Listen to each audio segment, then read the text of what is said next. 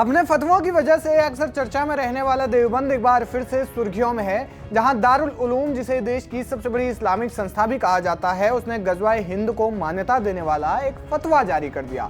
दारुल उलूम ने अपनी official website के जरिए ये फतवा दिया।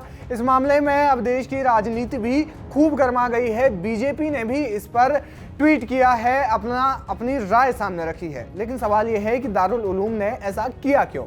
दरअसल एक इंटरनेट यूजर ने दारुल उलूम देवबंद से गज़वाए हिंद को लेकर जानकारी मांगी थी, जिसमें पूछा गया था कि क्या हदीस में इसका कोई जिक्र है।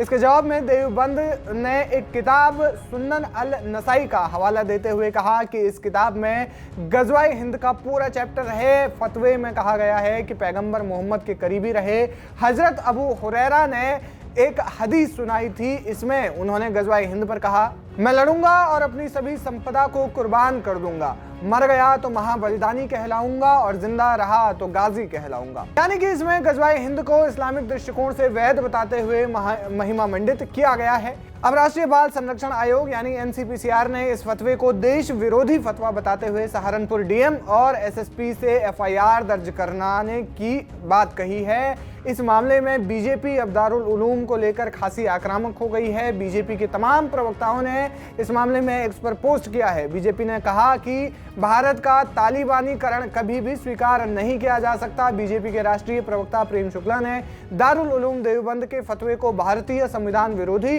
और पाकिस्तान परस्त बताते हुए कहा कि इसका साफ संदेश है कि देवबंद को बाबा साहब अम्बेडकर के संविधान में विश्वास नहीं है, भारत के संविधान में विश्वास नहीं है। आपको बता दें कि दारुल उलूम एक मदरसा होने के साथ साथ देश में मदरसों को संचालित करने वाली सबसे बड़ी इस्लामिक संस्था है और न सिर्फ भारत बल्कि पाकिस्तान और बांग्लादेश में इससे संबंध मदरसे चलते हैं, जिसमें लाखों बच्चे अध्ययनरत हैं। अब ये मामला फिलहाल खूब गर्मा रहा है। देखना ये होगा कि दारुल उलूम इस मामले में आगे अपनी क्या प्रतिक्रिया देता है और बीजेपी लगातार इसको लेकर के हमलावर है। आप क्या कुछ कहना चाहते हैं दारुल उलूम के इस फतवे पर? हमें कमेंट सेक्शन में जाकर जरूर बताएं। वीके न्यूज, राष्ट्र के नाम।